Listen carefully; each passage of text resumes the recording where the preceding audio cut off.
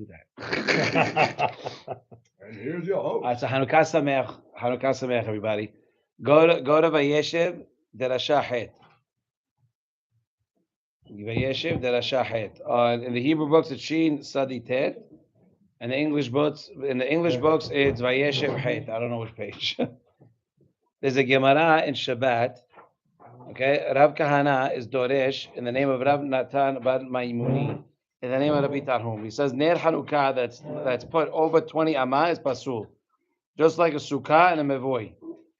Okay, what's a mevoy? Anybody know? For the Eru. Oh, we just learned. Yeah. Right. For the Eru. It's covering up a knifa. It's an alleyway, like. That's right. There's an alleyway, and what do you do to make it? Literally just asked me this week. The crazy thing is that, what was it? So that was Masechet Shabbat. Yeah, it's Shabbos. And now we're learning Masechet Eruvin. And Which daf? It's all my voice. Save your phone number for something else. That's later. That's later. Two phones. It's very hard to follow. Very hard to follow. Alon Engelhardt. Sent to this other phone, but no. Okay. Yeah. Just like everybody finishes Tehillim together, we're doing Masechet. I know. Everyone's coming to take my Gemarot. I love it. Beautiful. So, we were learning. The last one we just completed was Shabbat, and I was sitting there and I was learning, and I asked him, I was like, "What's a mavoy?" What's a mavoy? Right. So he told me. Yeah, and then, that's great. And then today, when I was learning Eruvin, it popped up again. I was like, I know what that is. That's great. That's beautiful. Thank you, Hashem. So Ner Hanukkah, we know we cannot the Yaakov, we can't light it higher than 20 amah, which is about 30 feet. You can't light a menorah with a beracha if it's higher than 30 feet. We're not talking about the Chabad menorah that they light, because when people are walking, they don't see it. Well, isn't it supposed to be between 10 Tvachim and 10 Tvachim, ideally? That's the ideally. Huh? No, 30 feet. 30 feet, 100%. I thought we were talking centimeters. So that you bounced around between. Yeah, that's why we got 8 centimeters. 19.2. 9.6 centimeters. It was 90.6 by the Hazon Ish, and 80 centimeters according to Rav Na'eh. That's the tefa.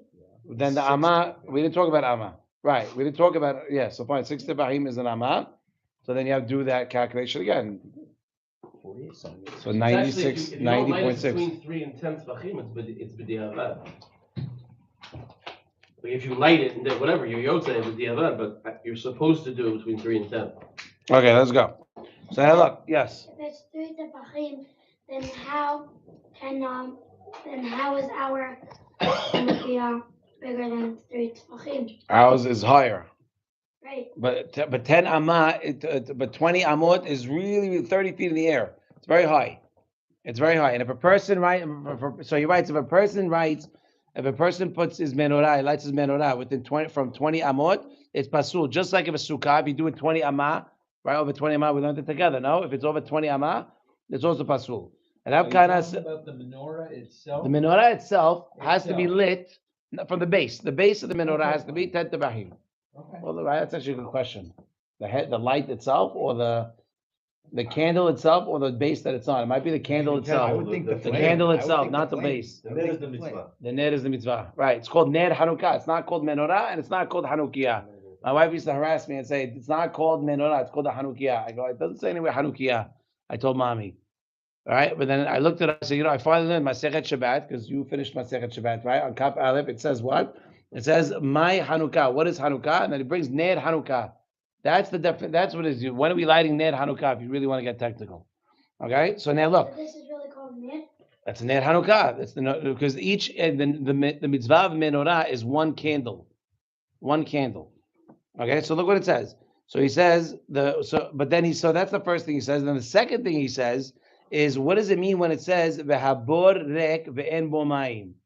That the pit is empty. That's gonna be the question, but that's the Gemara. The Gemara goes one thing through another. Right? All Rab Nachman by Maimoni, it says the name of Rabbi Tarhum. Right? The Rab Tarhum. He says the first one, Ner Hanukkah over 20 amah is pasul. And Rab Kahana, it says again all the same thing. And what does it say? Why does it say bor rek ve'en bo mayim? Right? The words Italian. We know that if it's rek, then there's no mayim. Then there's more water. So what does it mean? Matamud amar en bo mayim. What does it mean that there's no water? There's no water. Aval nehashiv akrabim yeshbo. Right? Water, there's none. Aval nehashim ve'akrabim, there was. Right? We said that there's snakes and scorpions. The fact that it says that there was no water, you say that the pit was empty and no water, which implying something else. Nice save. If it's empty, there's no water. Right. So if there's no water, there's obvious. So it means there's something else. Now, what was there about nehashim ve'akrabim, snakes and scorpions?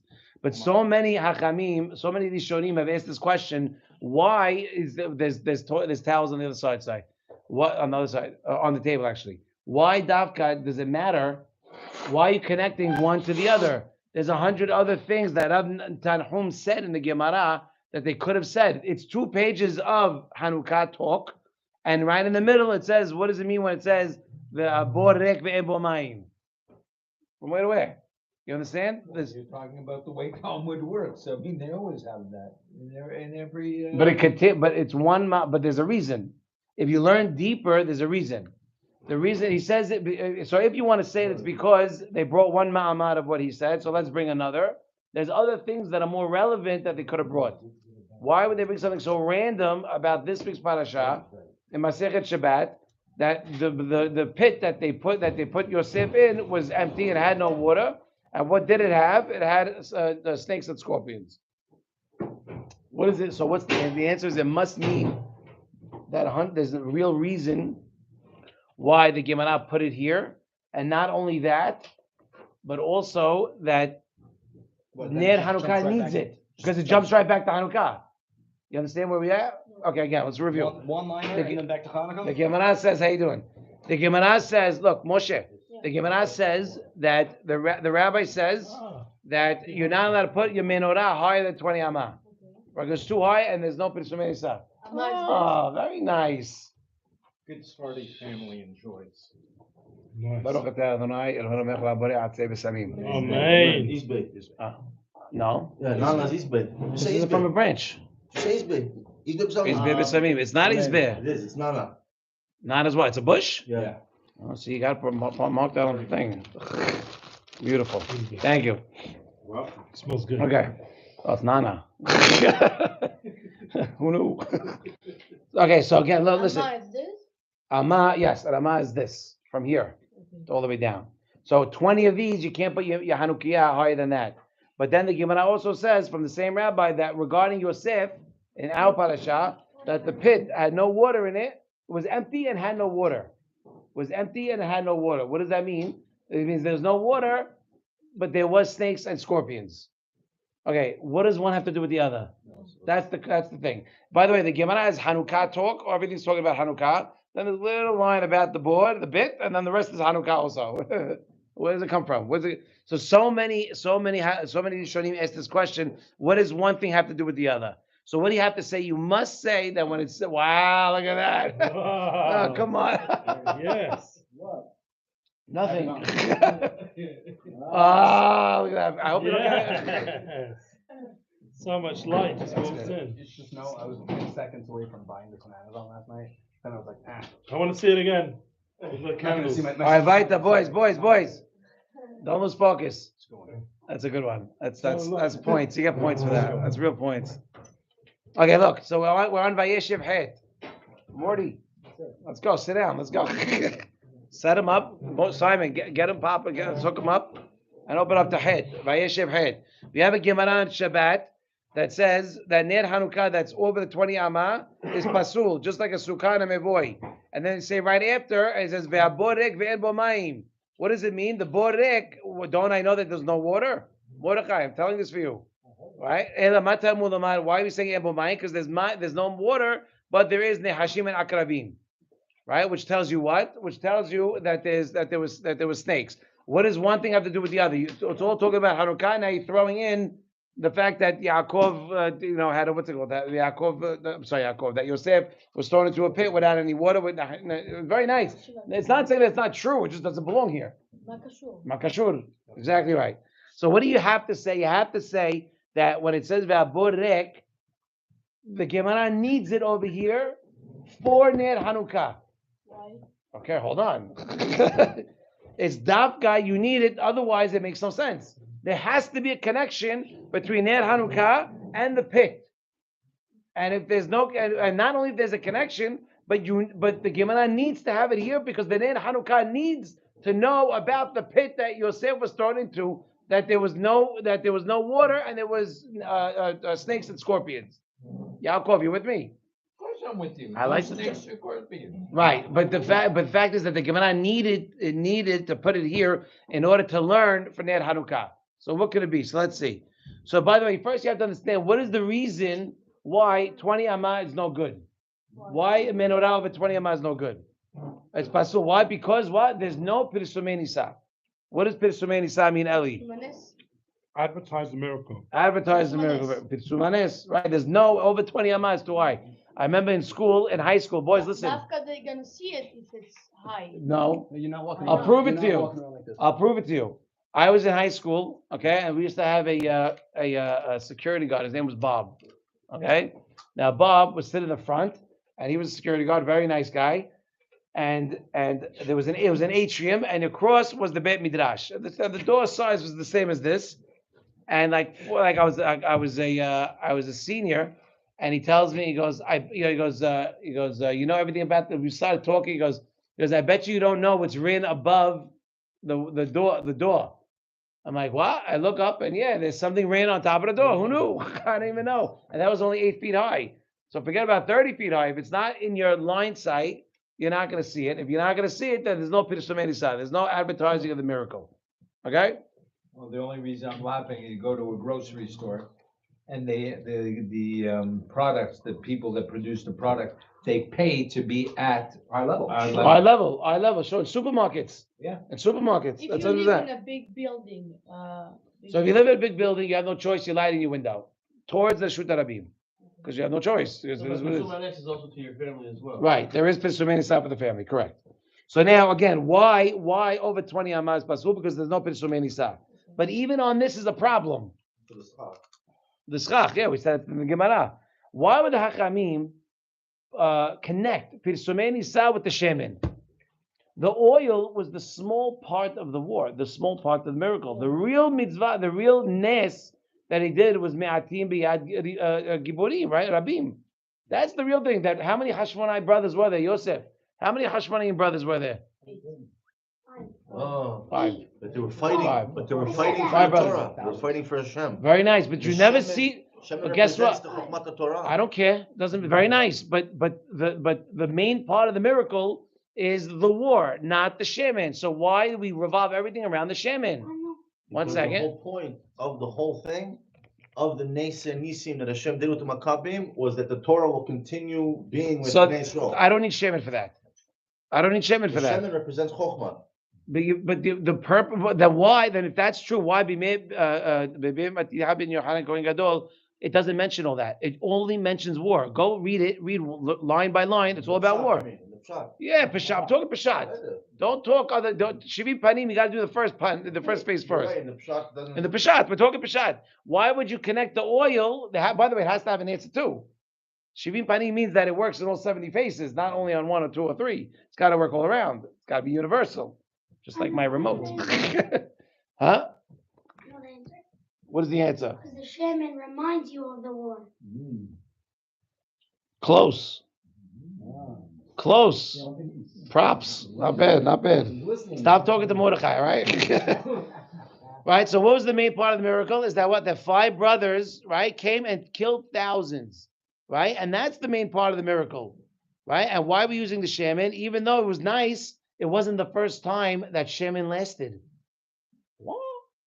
Eliyahu Navi's student Elisha, it's in the Navi, Peshat to the Navi, that Elisha had a student. His name was Obadiah, Obadiahu, and Obadiahu, he died early, and his wife comes and tells Elisha, I have a lot of debt, and I have nobody. You got it. Yeah. What does he say? He says, I only have a little bit of oil. So he goes. So he tells her, go borrow from. Yeah, go borrow from everybody, jugs, empty jugs. And the oil was overflowing, and all the jugs were filled. She paid back all her She debt. paid back all, and was able to survive off of it. So what do you want to say? Huh? Not just the regular jars, also broken jars. Oh yeah. So, but by the way, so you're adding to my point. Then the whole thing of the miracle isn't giving me much. It sounds like the oil is great, but it's been done. But the 5 guys defeating an army has not been done. So why? And we know that's the purpose of the Zera nes. Shimshon What, saying this? Yeah. Abraham Avinu did it. He had 318 guys, but very good, very good, not bad, not bad. That was Abraham, very not bad. Five are kings. 5 kings, but the Peshat says 218 men. Yaakov had it against Esav. Yaakov did not fight Esav. Yaakov didn't fight. He was prepared. That's why he said, okay, but he didn't. What's it called? When you talk about 5 guys, 5 individuals, who, by the way, were not warriors, they were Kohanim. They were Kohanim, okay, who defeated thousands. And who's the one? Who's the name of the one that passed away? Elazar. Don't cheat. But if they did the Elazar, nes- one second. I'm sorry, Elazar. How did he die? Who knows how he died? Put the sword into the elephant. Okay, you want to sit here now? You want The elephant fallen. The elephant fell on him. Right? It's pretty much the same. That he saw him. And by the way, that's why Elazar over here is called Elazar. He's buried there. Elazar's buried here? Elazar's here. Yeah. He's there? Yes. They And have a Elazar. temple? Yes. I hope. Oh, I yeah? want to go see him. Is he Yeah. over there, or where you live in Elazar? No, he lives in I'll Neve do that Daniel. tonight. Where do you live? He lives in Neve Daniel. So no, but sorry. I knew that Grandpa told me. I told you that Grandpa told me that Elazar saw the general. The general on the army was on an elephant. I was bombarding. I was going to kill a whole bunch of people. Elazar came, slid under the elephant, and went wow, and stuck his sword inside the elephant. The elephant dropped on him. Yeah. He got crushed. That's how he died.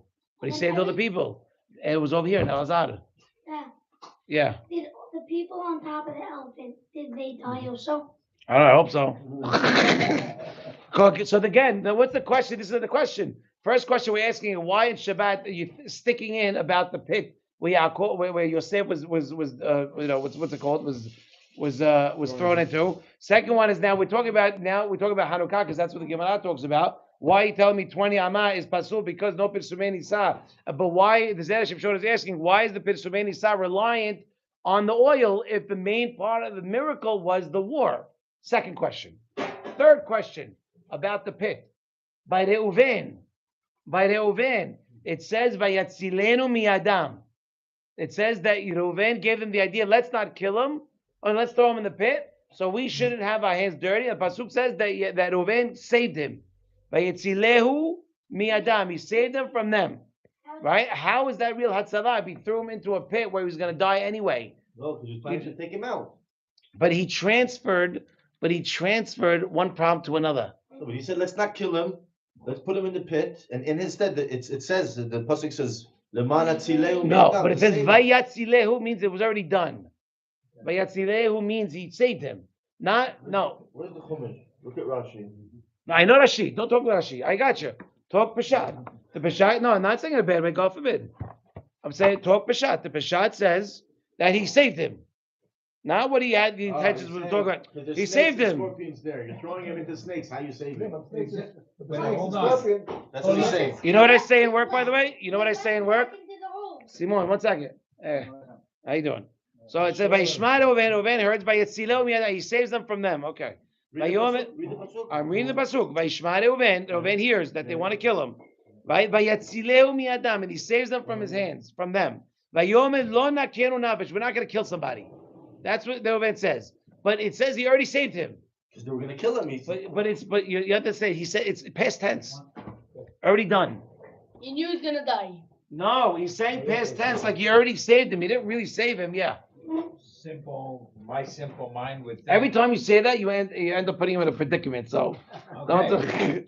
For my simple mind, they're not going to physically kill him, and if they throw him into the pit, then there's a good possibility that Hashem would save him in the pit. You realize, so we're going to talk about that. But do you realize that they made a bed din? They confided in a bed din together. Okay? And they had, how many people you need for a bed din? 10. How many were there? 9. The Nefashot, you need 23 though. Nefashot, you need 23. Bring that up with Ahim. That's a good point. What? Are there 9? Binyamin wasn't born yet. Yeah, so it's all the Shvatim and Yosef. Minus Yosef. Yosef was on trial. That's 11. That would be 11. Yosef was not, Binyamin was not there. He wasn't there. So he was a kid. By the way, he was a kid. Binyamin was a kid. So it's 11. including Yosef. 10. No, but Yosef doesn't count because he's the one on trial. Hold on, the rest of the brothers without But Yosef and Binyamin. so it's 9, right? Now take out Binyamin because he's a kid, he's not there. Hi. So it's 9. You have 12 structure. Yeah. Yosef and Binyamin are 2 of them. Reuven went. Reuven went. He wasn't there. He must have been No, on- that's why it says Vayishma Reuven. Reuven heard. Reuven wasn't there. He comes and he hears that they're doing this, but they made a Beit Din. I think the Zohar says right. They called it the Shekhinah came. Psycho. It's crazy. And by the way, so Simon Shush, and also the Shekhinah was there, and Yitzhak knew. Yaakov's father Yitzhak Avinu knew, and he said if Hakadosh Baruch Hu does not tell Yaakov, I can't say a word. So Yitzhak stood there and watched his son suffer. That was in Rashi. He couldn't tell him. When did He knew that Yosef was sold. He knew that he was not killed. He knew. Are you still alive? Yitzhak Avinu, yeah, he was alive. He was alive. Last week's Parsha, they say They buried him. It says when they said that he died, Zelo Bezmano. They said that just to. Right. Yeah. Because he lost his sight and it's like he's dead. Right. So again, so it says by Yitzileo. So what the question is, how are you gonna tell me by Yitzileo if you didn't really save him? Rashi on this.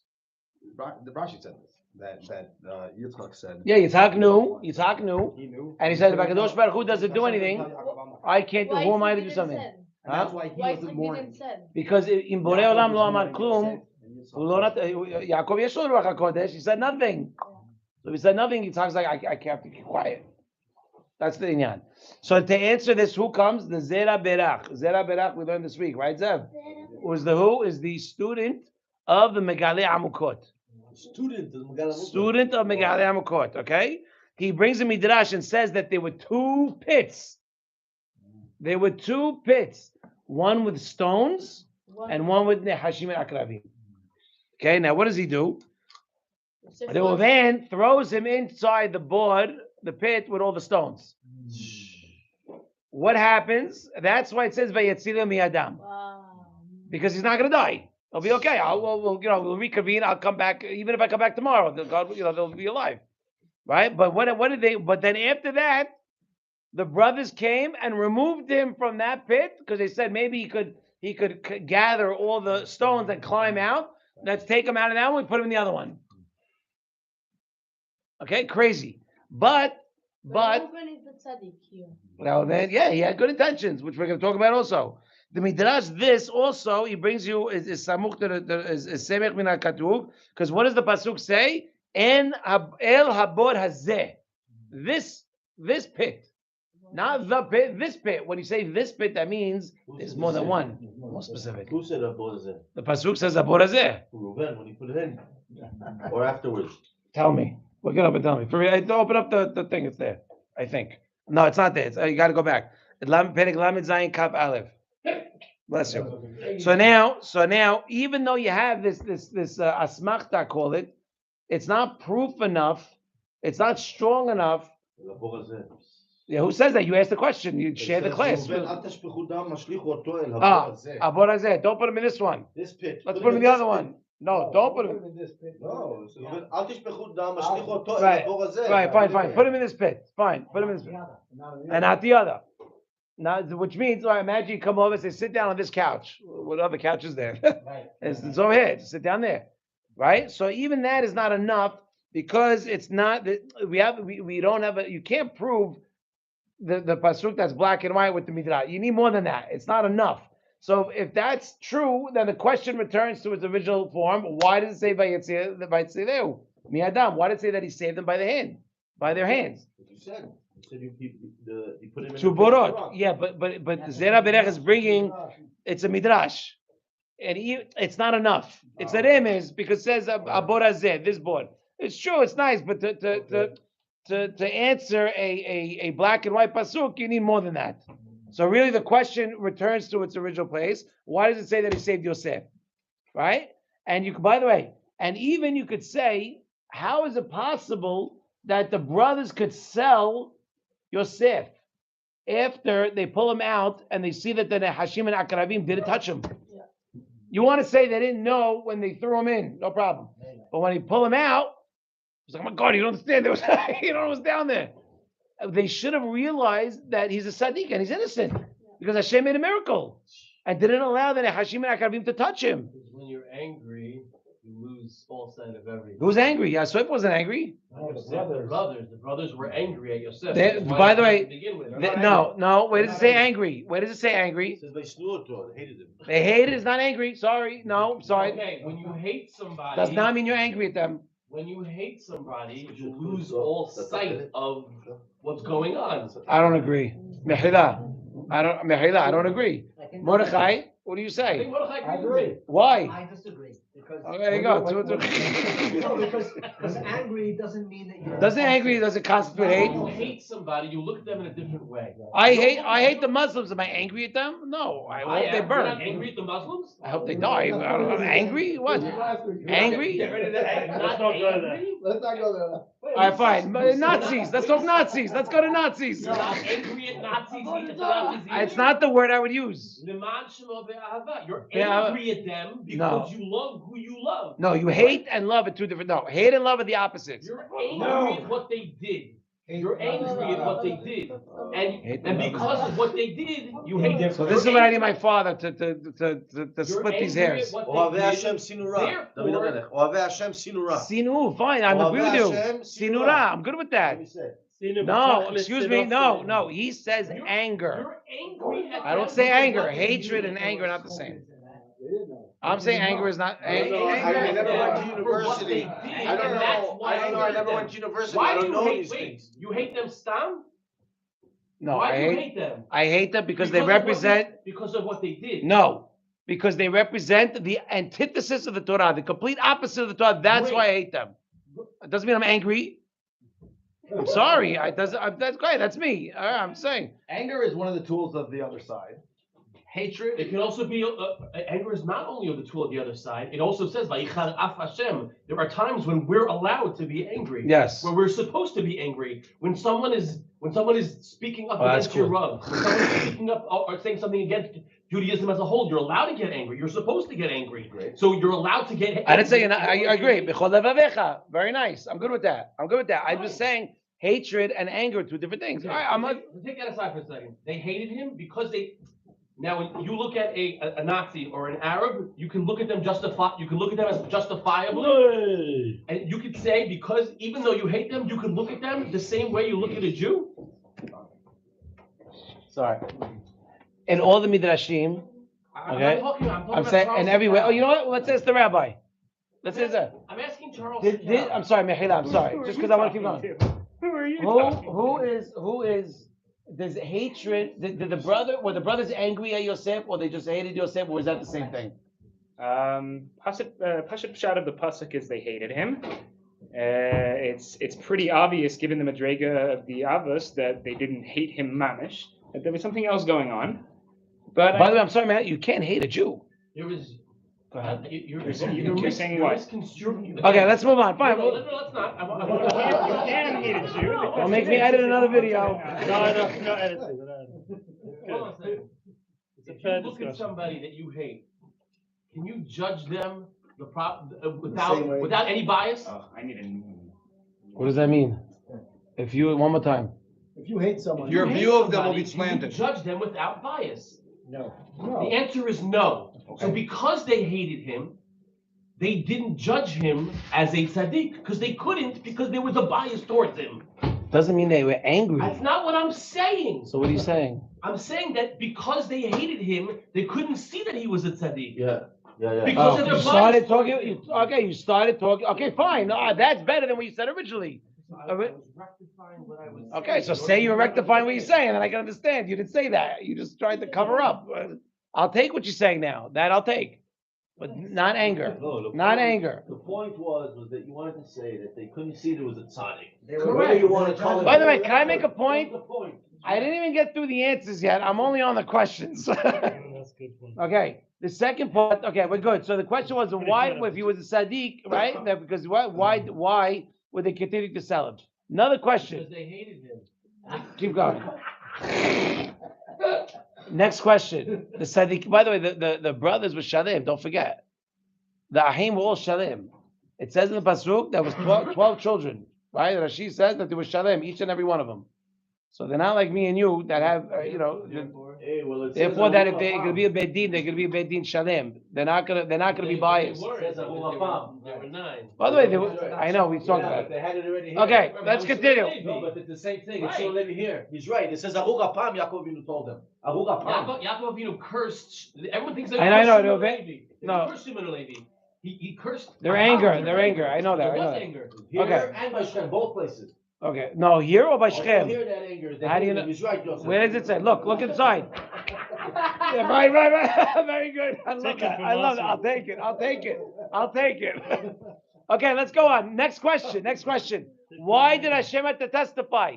Look inside. If you look inside, it says that Hashem had to testify that you should know why Reuven, right, was saving Yosef for the right reasons, not for the wrong reasons.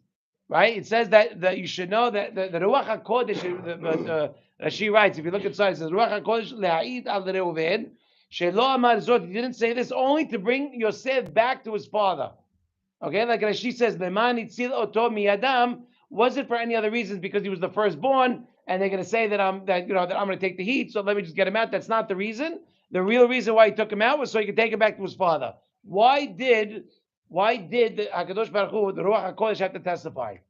We're going to get to. There's a reason. There's a real reason why. So these are the questions. Huh? Testify is to say. Like if Daddy comes home and I say, who did this? And then you say, then Cheryl comes down and says, no, he didn't do it. So she's saying, she's testifying that you're innocent, even though I know something's going on. So again, we have one more time. Last time we're going to review. We're on Het. We have a Gemara in Shabbat that says that Ner Hanukkah that's put over 20 Amah is Pasul, just like Sukkah Mevoy. Another Ma'amad from the same rabbi is that it says Habor Rek ve'en bo ma'im. Why does it say Habor Rek? I know that there's no water. Clearly, it's coming to teach me something. It's coming to teach me that ma'im en lo aval hashiv akravim yesh bo. That's exactly right. So that's the Gemara. The question is why? What? Yeah, it's Rashi, but the Rashi brings this Gemara. And by the way, it's also in the Midrash. Midrash and Gemara and Chav Bet Amud Aleph. Yes. Well, it was kind of written at the same time too. So that makes sense, right? So that's so many Rishonim have the question: why are they sticking this in here about the pit? Right? You have on top of it Hanukkah, the bottom of it Hanukkah. Why the middle of that one line talks about the board? The first question we ask is why Davka 20 Amah? We throw in Hanukkah and ask about Hanukkah and say, why 20 Amah? Because you can't see the Shem, you can't see the light. Why is the Shem in the whole point if the main point of the Nes was the war? Right? And by the way, we mentioned that the Nes of the oil has also happened in the past. Where? By Elisha's student, right? Right, Elisha, right? With the oil. Obadiah, exactly. So now, and then we go, the third question we ask on Reuven, right? Reuven asks, right? What does Reuven say? Why Vaysileo mi'adam? He saved them from them. Why is the pasuk saying that he saved them from them if all he did was transfer one problem to another? You know, I say that in work also. Don't transfer, like I have this problem, so let's do this, but that's going to cause an issue. I say, don't transfer one problem to another. Fix this problem and don't cause another problem later on. Right. You understand? It's like, you're rushing to, it's like every movie, the scary movie, you see everybody running upstairs. That you're causing another problem because there's nowhere else to go. Right? So like there's no purpose. So what do? Find a better solution. And that's the second question. And then we bring a fourth question we say is after Yosef brings them, after Yosef is lifted out of the board, right? Once they see that he comes untouched and there was Hashim and Akravim in it, they should have known he's Sadiq. Why would they sell him after the fact? And the fifth question, or the fourth question, and the final question is why does HaKadosh Baruch Hu, the Ruach HaKodesh, have to testify that Reuven did it for good intentions? Which makes me feel like there's other intentions that he's doing it for. That's the final question. So Zera Shimshon starts by saying he's going to answer one by one. The first one, the Hadlakat Nerot of Hanukkah is to do what? Pirsum Hanes, right? But not only because they found the menorah levado, right, bilvad, the Nerot are hinting to the Teshuvah that came to Israel from the Oivim, right, from the enemies. It's the Shemin symbolizes that of the Yeshua that we had, which means what? In the Midrash it says Ve'hoshech al penei tehom. What is Hoshech? Yavan. In Bereshit, the Midrash says, right? By the way, everything is preordained. There's no secrets as much as we don't think what's going to happen tomorrow. Hashem knows everything. When He created the world, He puts a hint to the 4 galiyot that are going to happen. It's crazy. The 4 galiyot that are going to happen, which were Mitzrayim, Bavel, Yavan, and Romi, right? And each one corresponds. And so for Hoshech is Yavan. Tehom is another one, right? The 4 ones, it's all listed. Where is Ishmael there? Ishmael, we weren't subject of Ishmael. We're not in Galut Ishmael now? We're in Galut Romi. Just because they live here. It's Chelik Acharon. The Arizal Yeah. says that the last Galut Ishmael and it's 2 words. It's the 5th level. He ain't It's wrong. the Panemius. You The know Code what? Shal He ain't Yud. wrong. Code You Shal know, Yud. Everyone's like, I can't believe. It says in the Gemara. It says Why in we need the Odi. the boys, listen up. Hashem regrets creating Bnei Ishmael. Yes, one of 4 things he regretted. Yes, very good. Right, it was a couple of weeks ago. They were no. So listen. So it says that Borei Olam created 10 forms of znut into the world, and the Ishmaelim took 9 of them. 9. Okay, Ishmaelim took 9 of them. They're sick people. Okay, they are what they are, and don't dance around it, huh? They are what they are. So again, so let's continue. So again, Behoshech Apenei Tehom is who is Yavan. That they darkened the eyes of Hakadosh Baruch Hu with the Gezerot. I'm sorry, Bnei Yisrael. Sorry. With the Gezerot, huh? Tehom, I think it was Rome. I don't remember. We can look it up. It's over there. No, but it's there. I have it marked. Yeah, I know now it is. it's home is wrong because it's endless. It's like Yeah. it doesn't end. But why is Yavan called Hoshech, darkness? Because they're the ones that darken the eyes of Bnei Yisrael through the Gezerot. What were the 3 Gezerot that they wanted to do? To be mevatel the Torah, the mitzvot. What they do? Rosh Milah. Chodesh, Milah, and Shabbat. Shabbat. By the way, you should know, side point, because those are the 3 things that has to do with Teshuvah. When you give your Korban on Rosh Chodesh, it's mechapeh the people. When you give when you have Shabbat, it says if Bnei Yisrael will kept 2 Shabbatot, all the sins will be forgiven and Mashiach would come. Even 1 Shabbat, your sins are forgiven. 3rd Milah, whoever protects themselves from Berit Milah, right, from messing around with the Berit Milah, Shmirat Berit, right, your Avarot are forgiven. So those That's actually a kasha on Shimon and Levi from last week's parsha. The whole idea that they thought they could go out and they could execute capital punishment on Hamor and Shechem and everyone there But they already was because they had. What's because of what? Because of what? Gotten Mila. So I'll tell you something crazy. Are the Ishmaelim mahul or not? Not legamre. They're not. completely. Not legamre. They're not. Yeah. Not It's not a legamre. full They're not. Mila. You know that? It's It's not a full crazy. Mila. They don't have piriah. Yeah, they just have the The sumerah. They Ishmaelim don't don't have have piriah. That's the other part that they do on the inside. They don't do it on the outside. It's a little rough. It's a little rough. But they don't do it. So there's no. The milah is null and void. They are not mahul. They are arelim. You want to say also by For sure. 100%. The whole purpose to give the milah was to feel the pain. There's no way they did the piriah. It's unbelievable. No, they did. They Shimon and Levi did it in order for Shechem and Hamor and the whole people, in order to feel the pain. I once had a shir from Rabbi Israel Tauber Zatzal. He was a Holocaust survivor and Talmud of Weissmandel, so he'd be more of a Holocaust survivor. So he said once that Goles Yishmael, and this was 20-something years ago, so he already was feeling it, and with Shimshon Pinchas, all those kind of Rabbanim were talking about this Goles Yishmael that's coming. And he said that it's Sumeirah, that's what they do. They only know how to do the first part of the Milah. They don't do the Asay Tov. The Megala, the actual Torah. So they're stuck only Sumeirah, which is what their whole Metzias is. It's all about. They don't do Sumeirah. No, they just do in a Metzias where they destroy. External. Yeah, an External. Yeah. They act that way. Externally, internally, they're all nasty. So again, by the way, so those are 3 things. By the way, and you know, the first letters. Listen, the first letters of Hashmoni, right? It spells what? Chodesh, Shabbat, and Milah. To show you that they're the ones that were able to get rid of the Gezerot. Rosh Chodesh, you give the Korban Chodesh. Zman Kapara. Is that nice? Zman Kapara. Rosh Chodesh is very important. The whole Jewish calendar is dependent on Rosh Chodesh. Everything. That's the pshat, really. You know, the Chagim. Time is very important. In a Jew's life, time. Also, because you're Motzei Chomim, because you're Somech on them. You need the Burbonim, you need the Chachamim to make the Mekudash Lizman. Right. And what else did they do, by the way? They wrote on a Keren Shor, She'enam Chelik L'Kei Yisrael. They wrote on, listen, I know you explain it, I know. They wrote, And what the else? doors. On the horns, The horns they of the- wrote, yeah, but what does that אין mean? לכם חלק לעולם. And the Bnei Yisrael, you have no chelik with the God of Israel. Yeah. God has no chelik with you. I heard this week, I forgot, I think it was by Rabbi Uri Lati, okay, a friend of mine from high school, okay, and he said that what did they do with the keren? That's also how they fed, like the bottles. That's how they used to give us the bottles. Look at the keren, right? Big on one side, small on the other, right? So they feed it into the baby. So they wanted on the baby where it says you have no portion with God. Let it ingrain it from now, from a kid. That they have to ingrain. You know, they say, by the way, if you want your kid, they did an experiment. They put a bunch of parents that were mothers that were pregnant and had the kid, and they had them playing Beethoven all the time while the kid was in the belly. They did the experiment later on. They were all geniuses in math. They said that one of the kids, the boys that was killed, his mother when she was pregnant, guy from Beit Shemesh, the American guy, he was killed. The mother, when she was on bed rest, she learned Shemirat HaLashon.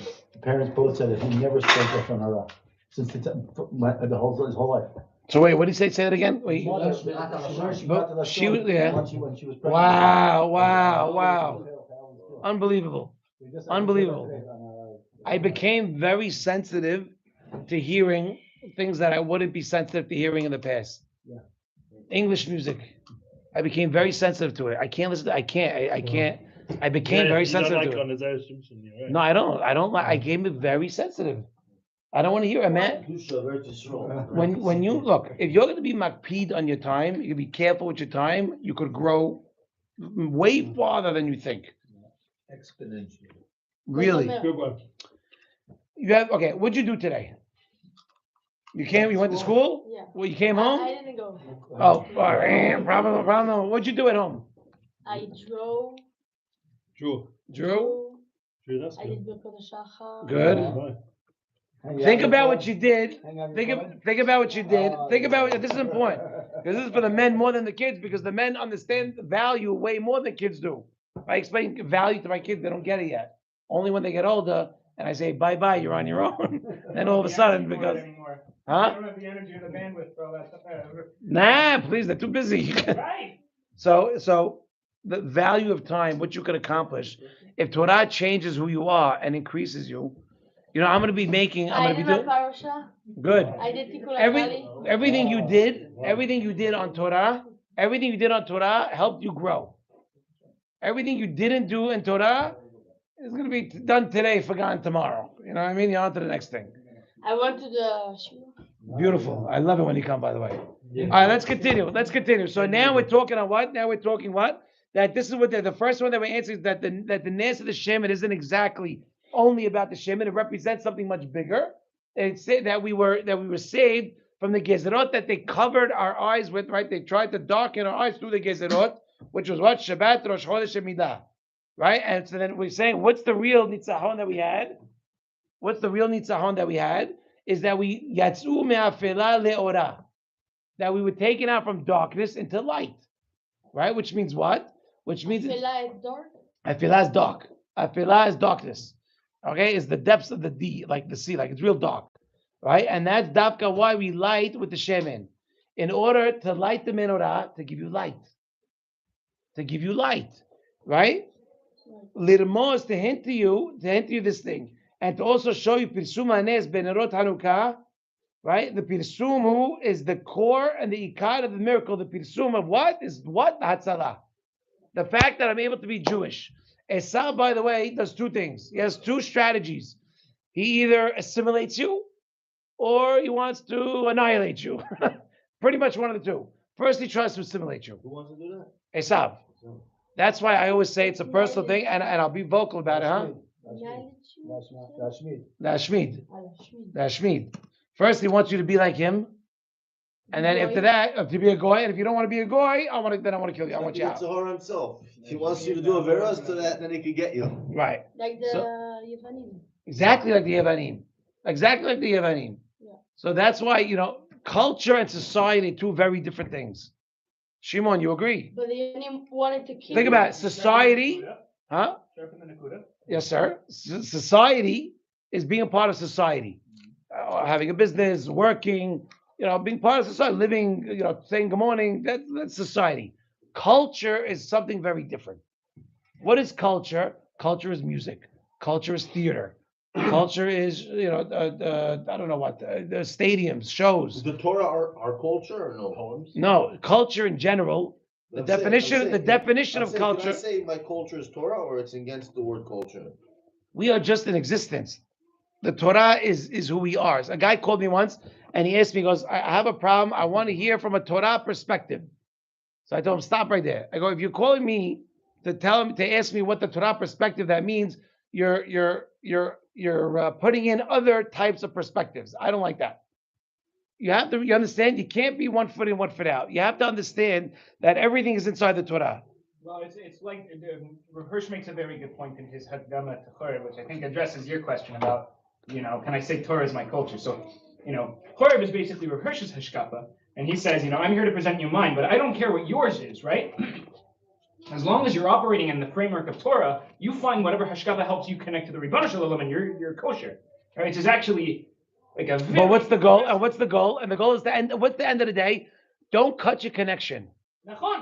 Just make the connection. Work in the framework, right? Like if you've got a connection with the Ribono Shel Olam, you bring Shomer Torah and mitzvahs, you're good. I agree with. And so it's actually a very progressive. It's a very progressive statement on Rav Hirsch's part, considering who he was talking to, because he was dealing with Reform Jews at the time, not because he's talking to Reform Jews. Because he's talking to Reform. By the way, the Reform Jews are going to get zachat for what they do. But you can say that to non-Reform Jews as well. Exactly. You can say that to people at this table as well. We're not Reform Jews. And saying the fact that he's saying that to Reform Jews doesn't mean it's not applicable to us at this table. But we're going to understand. We're going to understand it differently than that. We're going to hear those words very differently than they hear it. I don't know. In terms of we're gonna receive it differently. Meaning, yeah. But it doesn't necessarily mean that it's not applicable to us as well. Okay, fine, yes. Just culture, the definition of culture. Listen. One at a time. Society is a collective of individuals. Right. Okay. Yaakov's talking. Yeah, go ahead, Yaakov. Society is a collective. Boys, listen up. A society like my is Shabbat a table. collective of individuals. A culture, however, is like really the customer beliefs, social forms, and material traits of a racial, religious, or social group. So that means that within a society, you can have various cultures, and the culture that each person has is what they grow up with, whether it's Torah, whether it's not necessarily music, this, that, or the other thing. It's the way we're brought up. It's what our beliefs are as So what are your beliefs? Our beliefs. Torah. Exactly. So that's who we are. But I wanted to say a point. The reason why I was asking, could you call it a culture or not? Because a culture is something that you want to be into soccer. Go play soccer. You grow up in soccer. All right, let's move on. Fine. Let's move on. The Torah is part of our neshama. But We're born with. That's what I'm saying. That's what culture There's a lot of different ways to connect to Torah. I think of it like this, right? The Torah is the car, right? Like society is the car. It has to get you from point A to point B. But the make, the model, the color, all of these things are going to change from kvutzah to kvutzah, right? Hasidim, Breslover Hasidim are going to look very different. From Chabad Hasidim are going to look very different. That's true. That's true. From Mormons in Utah, right? Like everyone's going to have their own shlav. But the inyan is, right, is it going to get you where you're going? And if it gets you where you're going, then you can kind of find your own derek. You can find your own kvutzah. That's fine. I agree. Really I agree. It's all Torah, except perhaps Mormonism. It's all Torah, right? You have to find as long as you're in line with Torah and your Shomer Torah and mitzvahs, so you have to find whatever way the Ribono Shel Olam connects with you, you connect with him also. It's really all about connecting to Hashem. At the end of the day, all the mitzvot, the Torah, the purpose was to connect. That's why you have the Gemara where Rabbi Yehuda says, Yesh konei olamo b'sha'ah achat, v'yesh konei olamo b'kol, like their whole lives they spend trying to get their olam haba, and other people grab it just like that. Because an incident comes, the Baal Shem Tov is a story about the Baal Shem Tov, who asked who's Habruta or who his neighbor is going to be in Olam Haba, and they told him a certain guy in this town. No, not that guy. Different. And he goes, who is it? This big in Arabic Jahash, a big fat guy, 300, 400 pound guy. And he says, you so and so. He goes, yeah. He goes, are you going to be? He goes, that's you. He goes, yeah. He goes, can I talk to you? Like, I have a question. Baal Shem Tov, yeah. So he tells him, he goes, what have you done? He asked him, did you do anything special in your life? He goes, not really. He goes, I'm not particularly religious. He says. So he goes, he goes, there's got to be something. He goes, the Baal Shem Tov's not leaving. He goes, there's got to be something. He tells him, well, there is one thing. My father was burned at the stake for being Jewish. And I said, when they come for me, and he said he was there. And everybody waited till the body burned. And he said that when they come for me, I'm going to make sure I'm so fat that they're going to have to wait a long time. The guy was 300, 400 pounds. So Baal Shem Tov said, now I understand. It's about what you're willing to give. How much of your life are you willing to give to HaKadosh Baruch Hu? That's what it's about. You're right. It's not about did you wear black or white. It's not about the questions that everyone in today's society thinks they're going to be asked, or today's culture think they're going to be asked. It's not that. It's the things that you don't even know. That's the key. The things that you do that you don't even know to bring up. That's why you see the Gemara also. Who is a ben olam haba? They'll ask the guy and say, "Oh, nothing," but then they have to ask him again because he has to come up. He has to think even harder. It's not something on the surface. It's this thing that you did that you forgot that you did it because it's just part of you. Because why? Because you you learned Torah, you did mitzvot, and as you grow, it synthesizes inside of you, and it changes who you are. That's how you become. That's how you acquire olam haba. That's how you become a person ben olam haba. Right, meshivat nafesh. Very good. So okay, so we answered the first question. The first question is why Davka Ner Hanukkah? Because with the shemen is not that it's representing only the Pach shemen that was saved. It's the fact that what it says in the Midrash that Hoshech Aperet Tehom Ze Yavan, that Yavan tried to cover to darken our eyes through the Gezerot, to take away our Torah, and because of that, and we won over that, and now we're able to have Torah. That is the reason of Hanukkah. The reason why we won the war. The reason why the Pach Shemen, we had the Pach Shemen because we need something. Think about it. Otherwise, we should hang swords by our front door, right? We won. Why do we? Huh? How do we Brazil, right? So why Davka, Larry? Why do we use Shemen? We use Shemen to represent, yes, the Pach Shemen that was found, but there's a deeper meaning. Why? What did Pach Shemen represent? It's a mitzvah. The Pach Shemen is a mitzvah. Mitzvah Torah or. We took it out from me'afela le'ora. That's the first question. Second question. Why? By the way, so he diverts for a second and says, why do we even ask? Why do we have to say thank you? Why do we have to say thank you to Hashem? Why do we have to say thank you? Hashem put us in a galut that was so harsh that, there's a Gemara that I love. They take a 70, it's like what they talked about, I don't remember what the topic, I think it was in Yevamot. It says it's like taking a kid, gelling his hair, giving him a bath, putting perfume on him, put him a sack of gold on his belt, and throw him right in front of the Beit Zonot. The Gemara says, what do you think's going to happen? It was like... So that's the same Gemara of Rabbi Yehuda with the mother. And Rava. It's a great one. It's a great daf. Right? Meaning that what do you think's going to happen? You put us in Yavan that's going to be so tough on us, what do you think's going to happen? So why do we have to say, you have to take us out? You have to pull us out. It's not fair to put us against, to subjugate us against something. By the way, the Siftei Kohen brings a proof. He said, why were we Davka in Mitzrayim? Why Davka did he take? Why was Mitzrayim the one that was Zochet to get us for 400 years?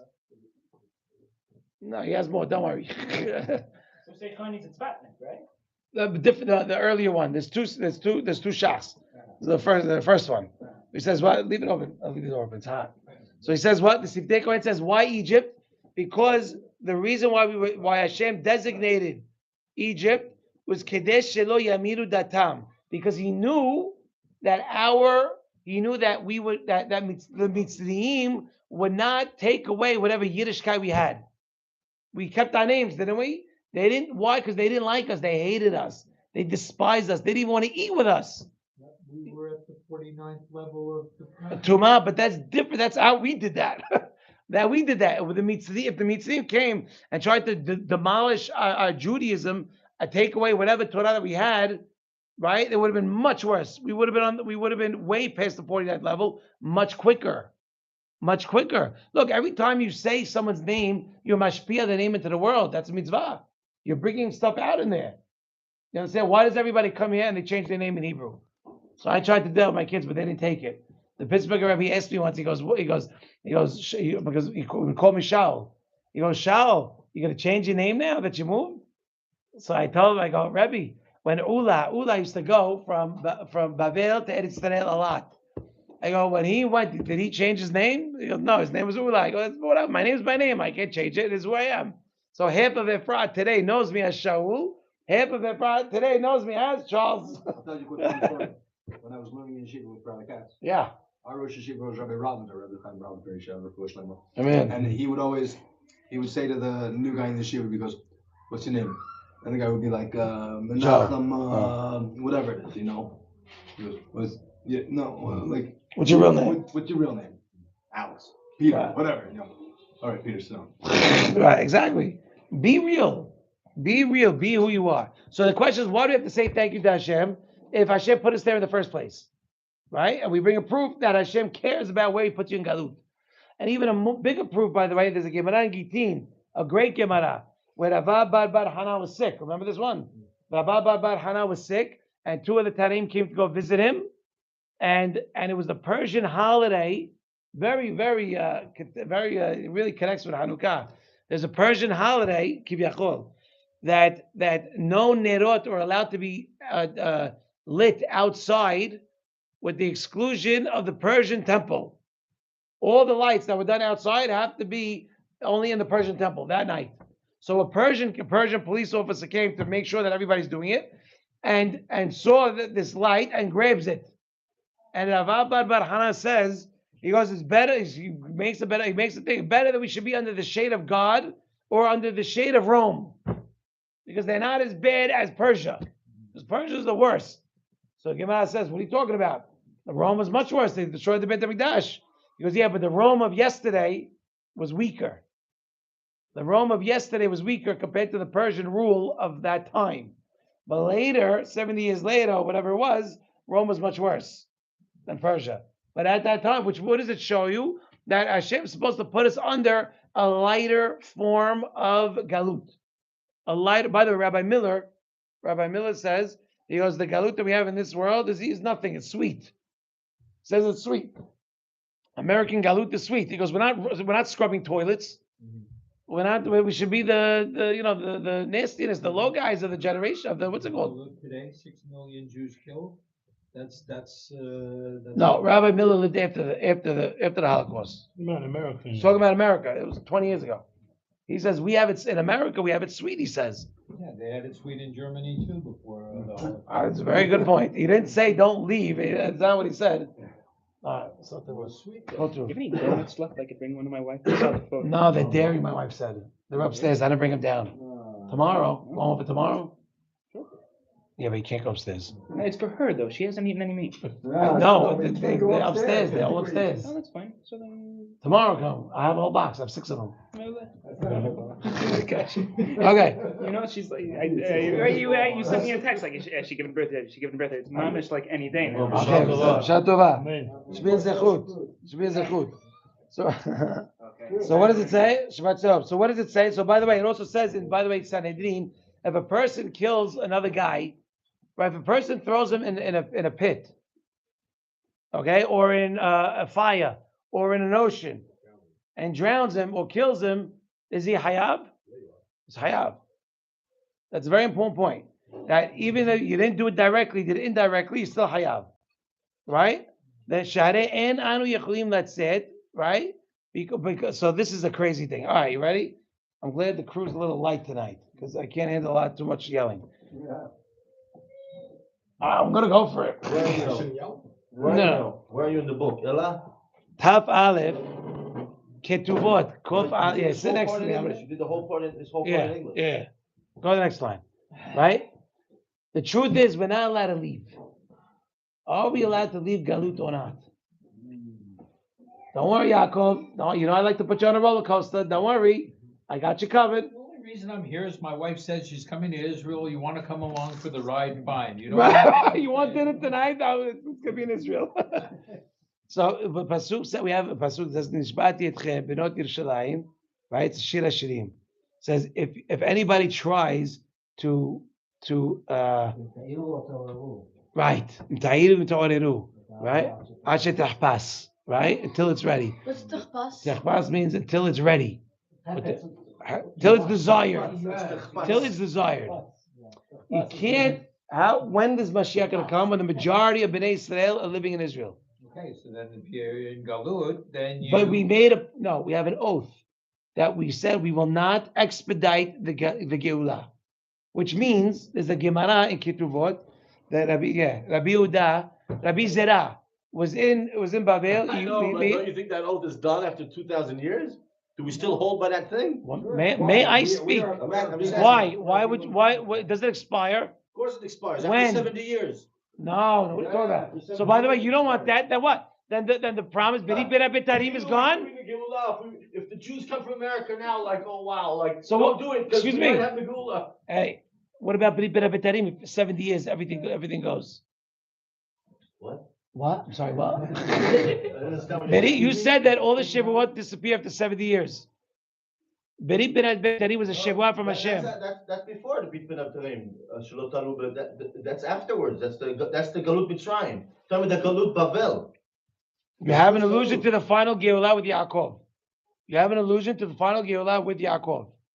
So No dice. You're saying now. Let me speak. I said, I looked at Zev and I told him, I don't know if I should do it, but I said, you know what? It's Hanukkah, it's a time of miracles, I'm going to do it. So shush and listen. Listen, for real, listen. There's a Gemara that Rabbi Zera wanted to go to Israel from Babel. Rabbi Yehuda did not want him to go, so he avoided him. No, it's 2,000 years ago. Stop and listen. You're going to keep that. Listen, please, listen to me. Scott, listen. He tells it. He tells it. He's talking 2 hours now. Let me talk. You shut me up every time I say a word. Tuesday, hello, listen. Wednesday night by your house. Listen, he tells. So now Rabbi Zera doesn't want. So he goes on the side. He doesn't tell him, and he goes. The machloket is in the Gemara. What's going on? Since when is it asur to go to Israel? So the haskama of the Gemara is that we can't climb the walls, meaning we can't all go and say on this date we're coming and right. Very good. We can't bombard Israel, but Yehidim that come is mutad. So don't worry, you're okay. You're allowed to be here. I'm allowed to be here. Everything's fine.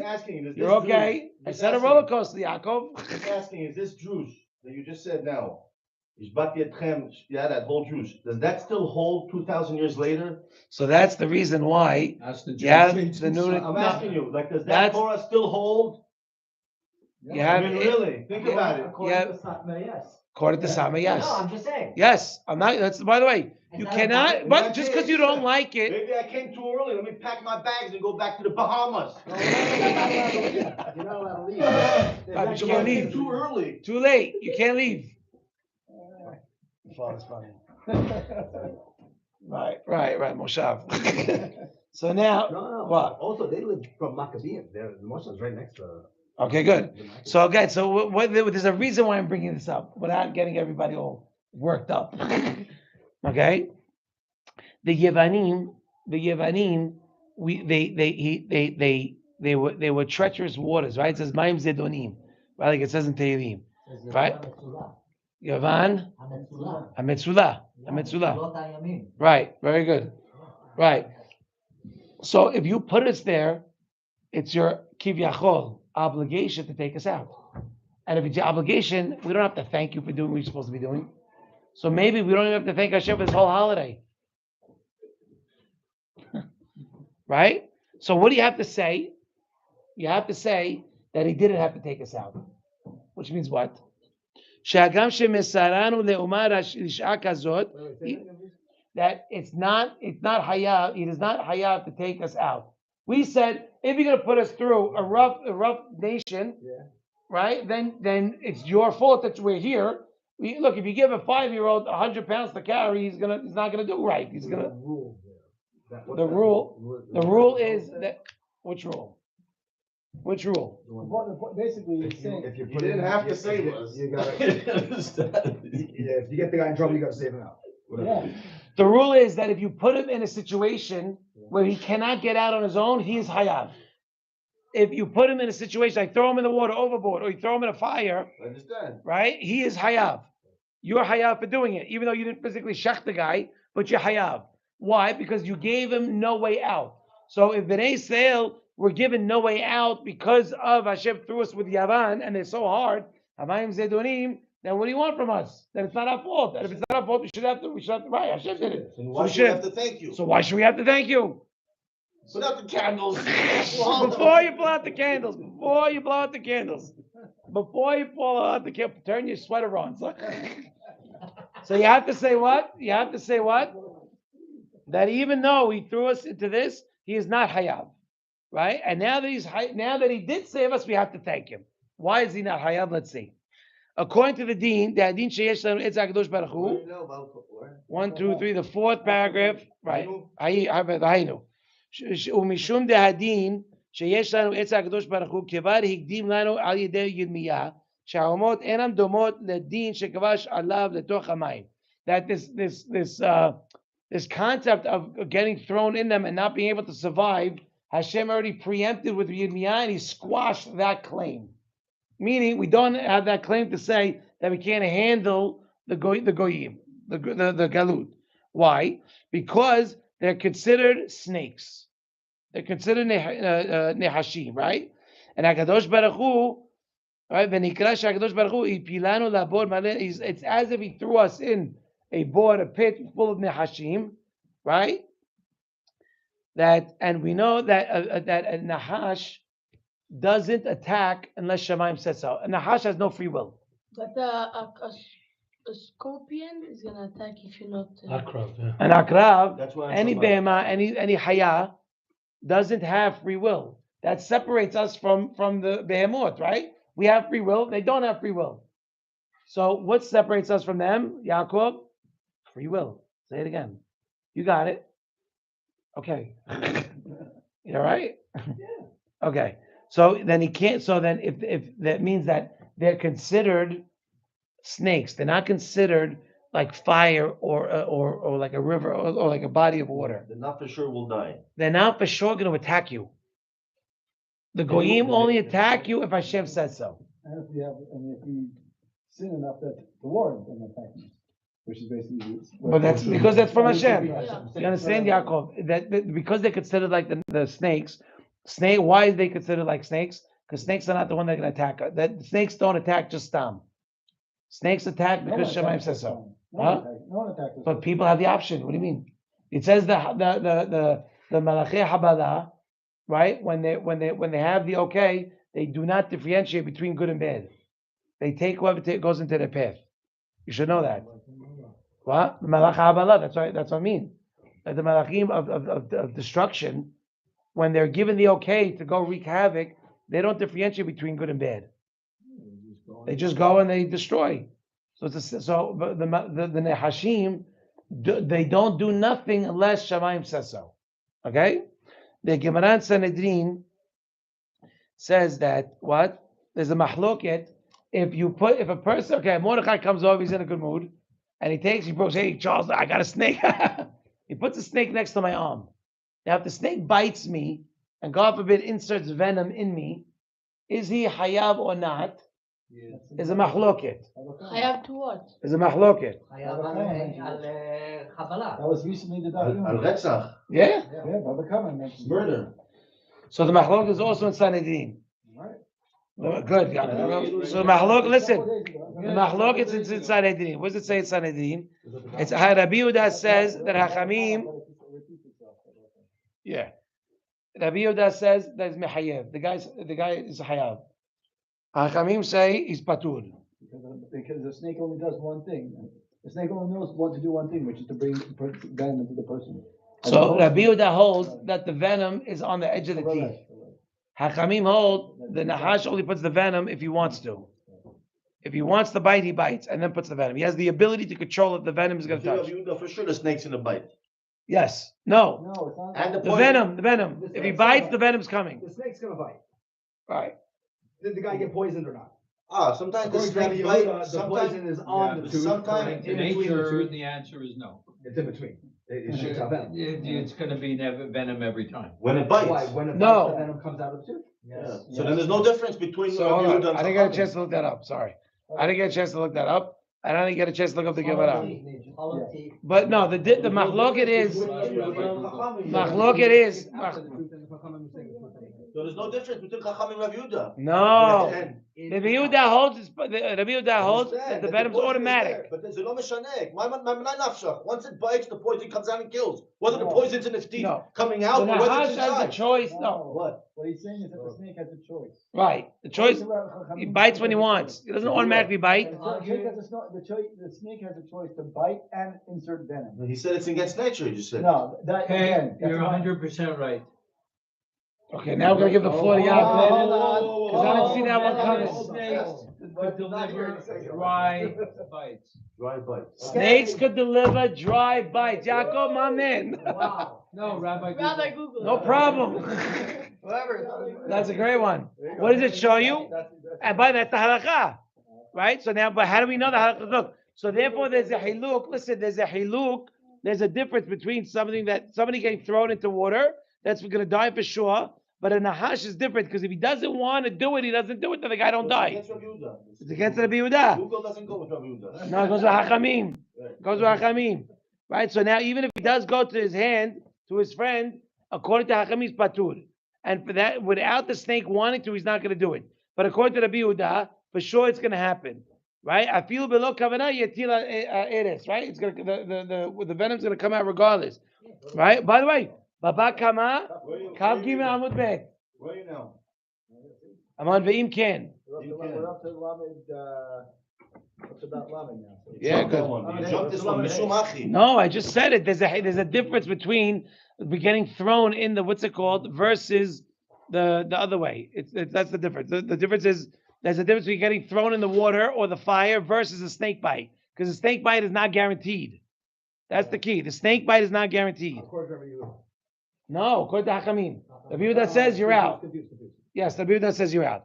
So the im ken saranu Hakadosh Baruch Hu. Now the fact that Hakadosh Baruch Hu throws us in the hands of the goyim, right, and they're not considered like throwing us in the fire, but they're considered like snakes. Very good, right? Which means that the goyim cannot do nothing to us without Hashem saying so. And I'll say another thing that you guys ain't gonna like. Excuse me, I have one question. Yes, sir.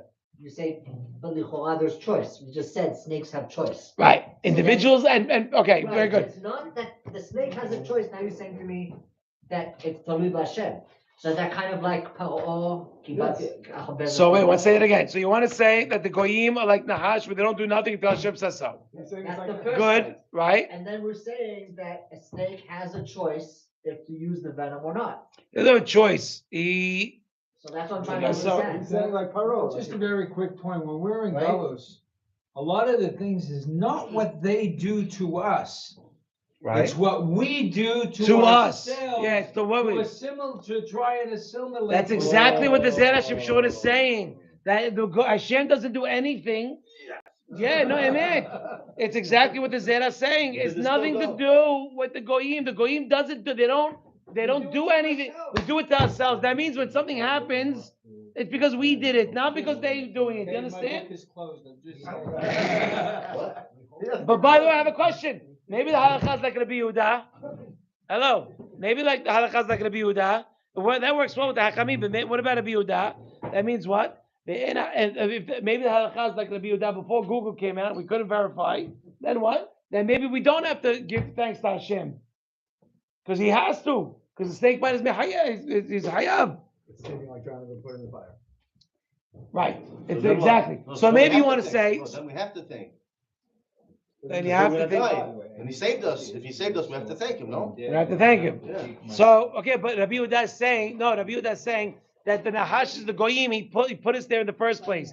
If he put us there in the first place, then we don't have to thank him. It's your obligation to pull us out. You put us in a situation we can't handle. Okay. So maybe the halakha is like the Nahash is Rabbi Yehuda, and therefore we don't have to thank Hashem. And so maybe if you want to say Yahid ve'Rabim halakha kerabim, maybe you want to say that, right? Zeniha bebeit din shel mata, right? We know the beit din shel mata that works Yahid ve'Rabim halakha kerabim. However, we also know it doesn't work in Shamayim. This concept of Yahid ve'Rabim, which means an individual versus the masses, we go with the majority. Excuse me, that doesn't work in Shamayim. The concept of the majority rabbis versus the one rabbi works down here. Yahid ve'Rabim halakha kerabim down here, not in Shamayim. We know for a fact Baba Matzia, but Rabbi Eliezer. No, you have Beit Din. You have a Beit Din there. What do you have? You have a Sanegor, you have Kategor, you have a whole bunch of stuff over there. A whole bunch of stuff. No, come on, that's not. What do you mean? The Malach, Hashem turns to Malachim and they hash it out. They hash it out, but we know that it's not the case because it's true. Yes. About we're saying it very often these days. Ki imcha haslicha Right, there's only one day. Hashem is the only one who can pardon. Right. He's the only one Malachim can't pardon. Right. That's what But I'm Rosh saying. Hashanah, who's judging you? Malachim. Not Hashem. Yom Kippur is Hashem. Rosh Hashanah is all Malachim. Because what's Rosh Hashanah? Rosh Hashanah is easy stuff. Adik Gamur, Rasha Gamur, have a nice day. The Benonim is everybody else. That gets pushed off to grandpa in 10 days. HaKadosh Baruch Hu. Legit. That's what my father says. He says, grandpa judges you. It's okay. Give it to him. It's okay. He's so cute. He's trying. Give it to him. Okay? So now, but how do we know that halakha Yahid ve'Rabim halakha kerabim does not work at Shamayim? Because you have a Gemara Baba Mitzvah that everybody knows, right? The Rabbi Eliezer. Rabbi Eliezer, what was he arguing on? The Tanur. Right. The snake, Right. by the way. Snake. Chuliyot. Right. Chuliyot shel achnai. Right. Is it mutarat Shabbat? Which there's a snake hole. Could you no? Is it an oven on Shabbat or not? It's an oven that got tum'ah. If you break it Tameh and tahor, reconnect it, is it Is it tameh? Rabbi Eliezer says Tahor. tahor. I don't remember what he says, but that's what it is. It's about this tanur Look it up. that you break and put it back together. It had tumah before. Once you break something, it doesn't have any tumah anymore. Right. Now, if you put it back together, does the tumah come back? That was the machlok. That's Rava. But what does he say? They're arguing him and everybody. Amaretz has a little coin in his Right. And what does he say? And what does he say? So he says, if I'm right, then let the trees outside start uprooting. We like that one. Right? He says, let the trees outside uproot, and they start uprooting. And the Hachamim says, we don't care. Hachamim said, we don't care. Because if the halakha is like me, let the walls of the Beit Midrash cave in. And they started caving in. The Hachamim said, Shamayim, we don't care. Then a bat kol came out. Bat kol comes out. A bat kol comes out and says, halakha Rabbi Eliezer. Hachamim said, sorry, lo b'shamayim. We're telling you it's asur. And you know what happened? That's the halakha. No, God said, they beat me. Yeah. That's the Gemara? Yeah. That's why you gotta look up your sources. Because the last couple of lines are the best. What happened after that wasn't good, huh? After this story, it wasn't a good story. Leave it on a good note. What are you doing? He got depressed. It was a bad scene. All right, Everybody got hit hard for that. Huh? Okay, but Not still. giving kabod to Rabbi Eliezer. But what's the halakha now? Like Hachamim. Right. Can't you just leave it on a positive note? You should have caught that. That's a good one, Ellie. That's a good.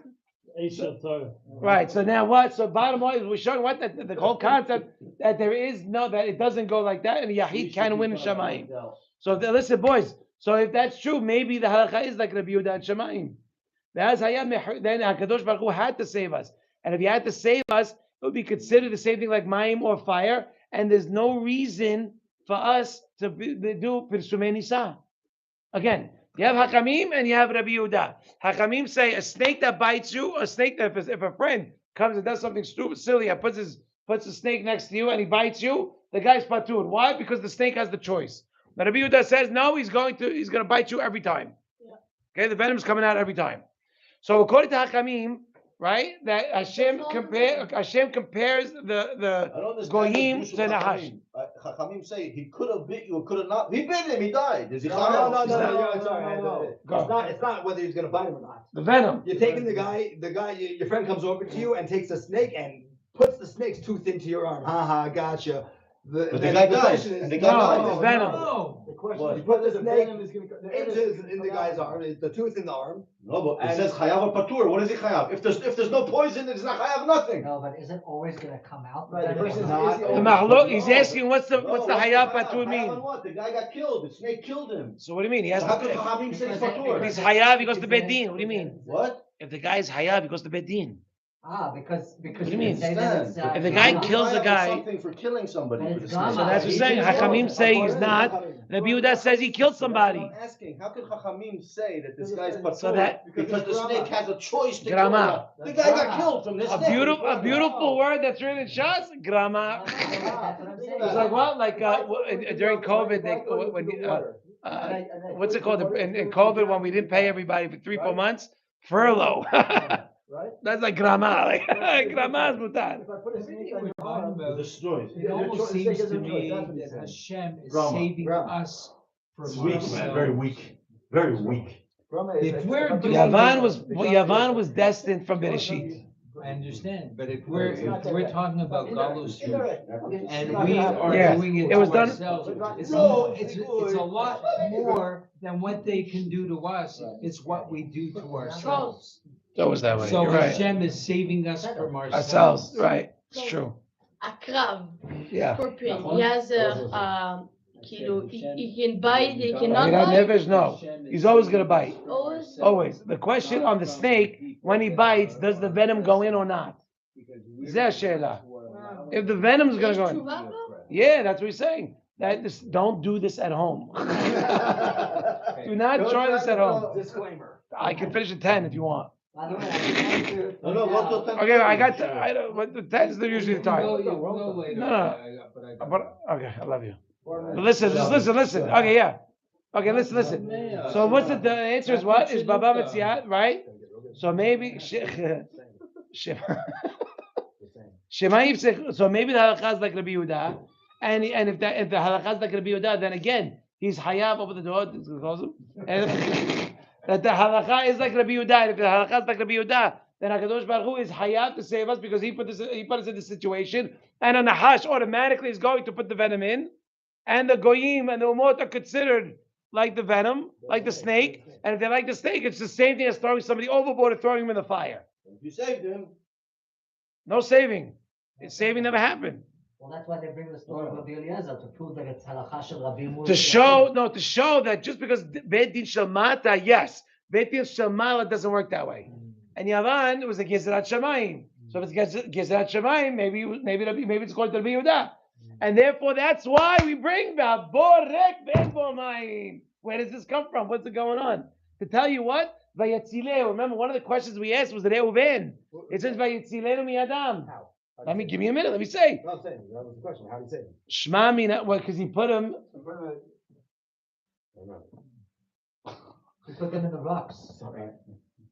Because Shma mina, to tell you what, the Borek Ben Bomayim, and it's connecting that even though he threw him in a pit that had Nehashim and Akravim, right? The pasuk still attributes the saving Yosef to Reuven, even though he threw him in this pit. Why? Because the halakha is like Hachamim, which is what? The Nehashim do not bite unless Shamayim deems so. So therefore, if Hashem saved us, we have to know If Hashem, no, one second, wait, stand up, wait. We're going back to Yosef. Why does it say to Reuven that he saved him? Because the snakes might not bite him. Because the Shamayim says no. Because the halakha is like Hachamim. Right? Right?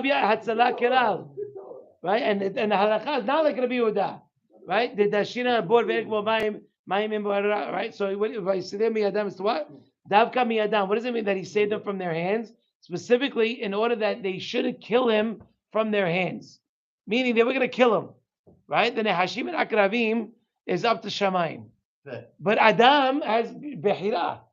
So vayitzilenu miyadam from their hands is up to the boy, right? Save them from the people's free will if he's going to shech Yosef or not. But when you go to the Hayot, that's all Hashem. It's all Shamayim. So theoretically, even if you would have died by the Nechashim, they would be patur because they. That was the whole point. That was the whole point. Right. That's the whole point why they threw him into the pit. Because that way they can't ever say is we killed him. Right. Because the whole that was I think Rashi mentions that already. Right. Okay. So that we're all clear ish. Clear, good. Pretty much. Okay. You want to repeat it? No, it's a hard one. Don't worry. No, don't. The Hu Haya Choshev Reuven thought in his heart. He goes, if there's snakes, bevadai lo yamitu. He's not going to die. Like the pasuk says in Kohelet, im yashok anahash belo lahash. Like we said that, like it says in the midrash that the nothing touches nothing unless Shamayim says so. Give him whisper. If Hashem doesn't tell it right, if he doesn't whisper in the nahash's ear, he ain't doing it. So he knew It's that amazing. Hashem's not going to Everything is from Shamayim. But the scorpion, what about the scorpion? You're obsessed with the What scorpion. about the scorpion? No, the scorpion's there. Nashiv akrabim. What do you do with the Fair, akrabim? They but bite no matter what. We're going to. I may because you know why? Because nehashim are more dangerous.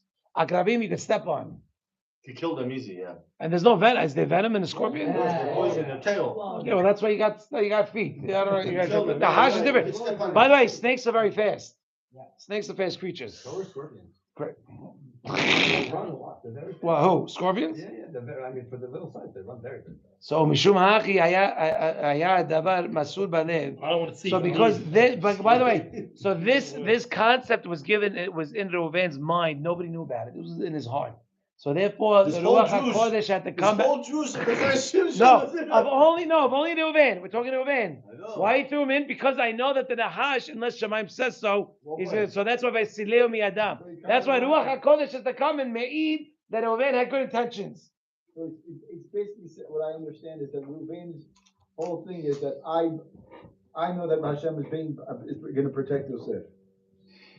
Basically. Say again? He's doing it to protect Yosef. No, that's Reuven's whole intention or whole. He believes that Yosef is tzaddik. Right, he believes Yosef was a tzaddik and that is. And for sure, Hashem won't send a snake to bite him. Exactly. So what do you learn from this so far? Yeah. No, I'm saying. Wait, one more time. I'm sorry. I'm just saying it's that Reuven's whole intention, his whole malach, the whole time is, even though he's being thrown into a pit of the Chashim and Akrabim, that he's not going to die or he's not going to get hurt. It won't be touched. He won't be touched because Hashem, the only way he'd get hurt is if Hashem says to get hurt. And he knew that Hashem won't send a snake to attack him. Exactly. Right. Because it's not obvious, the Ruach HaKodesh had to say it. Right. Right. Very good. I think that's the cut. That's the key, right? But by the way, that's what he ends by saying. He says, But if you see someone throwing a person into a pit with snakes and scorpions, Pretty much you think he's trying to kill him. But because of all this, the Ruach is saying to you, he's doing it with good intent. with good intentions. And he didn't want to mehayev his brothers with murder. Right. He didn't want to mehayev his brothers with murder. And that's what it says, "Ubazeh nikshar hevel behevel." Right now you could add Rabbi Tahum's what he said, "Bederach tov yashar." One rope, you could tie one thing with what he said with the other. Ner Hanukkah and Reuven. Right? Why Ner Hanukkah with Reuven? Because you might think that you don't have to give hoda'ah. You might think you don't have to give hoda'ah to Hashem because you put us with Javan, you put them over us. Maybe we don't have to say thank you. You put us in it. You clean up the mess. What do you want from us? No, the snake won't bite unless the Hashem tells it to. Very good. The snake will not bite unless Borei Olam says so. We say thank you that they didn't bite us. Right. Exactly. Or they didn't buy it together, they could have bought. Now listen. Okay, we're almost done. The Av Mashe Sharu Shekeva Sharu Ehav Lemare Sayeh. Huh? What's it going to take to get you excited? I wait all week for this year. Okay, hold on. But there's one question we didn't ask. Hello. There's one question we didn't ask. All week I'm waiting for this year. Hello. Prince Charles. Stop it. Don't say crazy things. King already. Stop it. It's a shame. We have one king. Why would the brothers sell? Don't say that, please. That's not funny. Why? I don't know. I know. But Goyim. We just learned all about the Goyim. That we don't have nothing to do with them. Why? It's my fault. It's fine. It's fine. Please, that's not a funny joke. That's really not funny. It's not. The Orah Haim, by the way, you should know the Orah Haim went into exile because one guy came and said something about the Hachamim and he didn't defend him. You had Reuven, not Reuven, was it What's his name? I know, but what's his name? What's his name? That was Abraham. Not Tzitkiyahu. Yeah. Come on, it's a couple of weeks ago. We should have forgot it. With what? What is it about? Melchizedek lost the Keuna. Melech Shalem, but he lost it because he thanked. He praised Abraham first before God. Only Hashem. Especially first Hashem. I waited all week for Hashem to give me the shear. There you go. Makes a whole lot more sense. So now, what about the brothers? What about the Ahim? Even Dov loved the shear here. What about, okay, boys, come on, let's focus. Zera Shimshon. So how could the brothers, after pulling them up and seeing that there was the Hashim and Akrabim, how could they now say, let's go sell them? All this, you would have learned that Who said it? the brothers, Which brothers? the Ahim, when they pull Yosef up, Yeah, I know. What's now, What's the question? if they saw that Yosef was saved from the Hashim and Akrabim. Yosef said that he hated his friend. Okay, well, he should have stayed, because I'll tell you different. But either way, it doesn't make a difference. Once you see that Hashem is on his side, what are you going to do? What do you mean? Har Sinai. Lama yadav Sinai la'olam. They saw Hashem's with us. They hate us. They're not tzaddikim. You really need to listen to this. This is something that you never heard before. Where are you? Which one? No. Which one? Top of the second, right? The first was Nazor. okay. Yeah. So the question, I want to wait. Let's say, don't skip, don't jump. The question. Let's get the question. Once the brothers pull Yosef out, they see that he's alive. He's alive. That means that the snakes didn't kill him. We learned that the snakes only bite if Shamayim whispers in the ear, which means it's from Shamayim. So if they see that a miracle happened and Yosef didn't die, which means that Yosef was worthy of it, has merit. So why would they now go and continue on their merry way and now sell him? Listen to this. They held the halakha is like Rabbi Yehuda, that the nahash is automatically always going to sting, going to bite. But what do they think? Whoa. One second. But on the contrary, why didn't the snakes bite him? For their own kavod. Bishbil kevodam nitzol Yosef, because for their own kavod that Yosef was saved. Shem lo ratzu lishloach beyadam bo mamash, because they didn't really want to kill them, because they didn't want to have the blood on their hands, so they wanted to throw them in the thing. So that Hashem did us a favor, so we wouldn't be considered murderers. So let's go sell them. Again, let's read inside. Right, because of the kavod, Yosef was saved. Now we're going to review everything in 2 minutes. The brothers didn't want to kill him. And if the snakes, No, they wanted to kill him, but they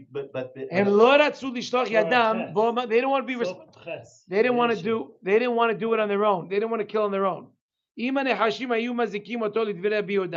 And if the snakes would kill them, would kill Yosef, would be mazik according to Rabbi Yehuda, right? It's as if they remember. What does Rabbi Yehuda hold in the Gemara Sanhedrin? He's hayav. The poison's there. Yeah, so he's hayav. Right. But they're saying that they know that the reason why we threw him in the board because we didn't want to kill him directly. We wanted it to be indirectly. And Hashem saved him anyway. Because for us, because Hashem knew that our intentions were not to kill. And if the halakha is like Rabbi Yehuda, even if he bites, I'm hayav. So therefore, Hashem doesn't want us to be hayav because we don't want to have blood on our hands. So let's pull him out and let's go sell him. So really, they didn't want to kill him. They didn't want blood on their hands. That's what they didn't want. But if they held the halachas They didn't Rabbi want- Yehuda, if they held the halachas Rabbi Yehuda, why would they throw him in to begin with? Oh, That's a good question.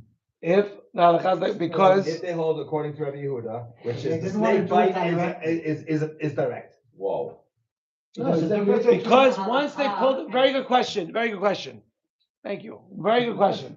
The reason why, because once they pulled him out, they did hashbon nefesh to understand why didn't he die. We know he's hayav. It must be that Hashem is doing us a hesed.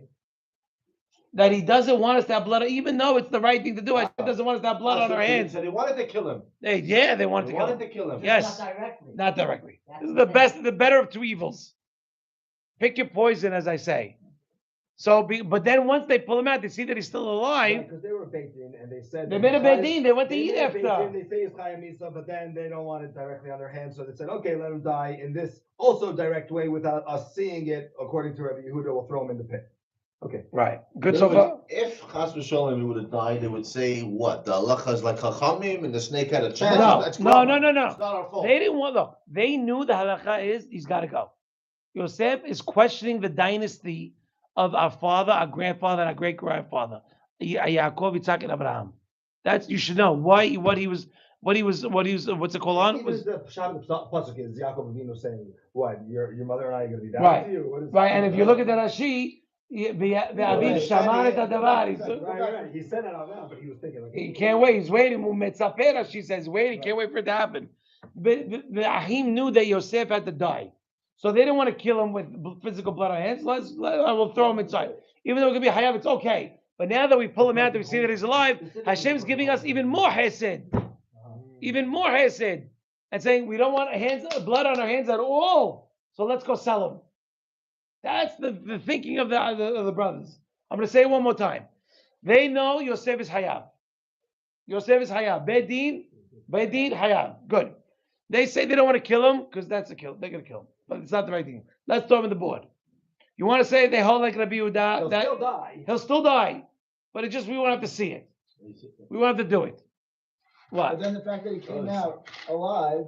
So now they're saying that Hashem's giving us even more of a hesed because he doesn't even want us to do that. So what we're really learning is that this whole midrash is really from what we're saying is what's the brother's perspective. In other words, what's the brother's line of thinking here?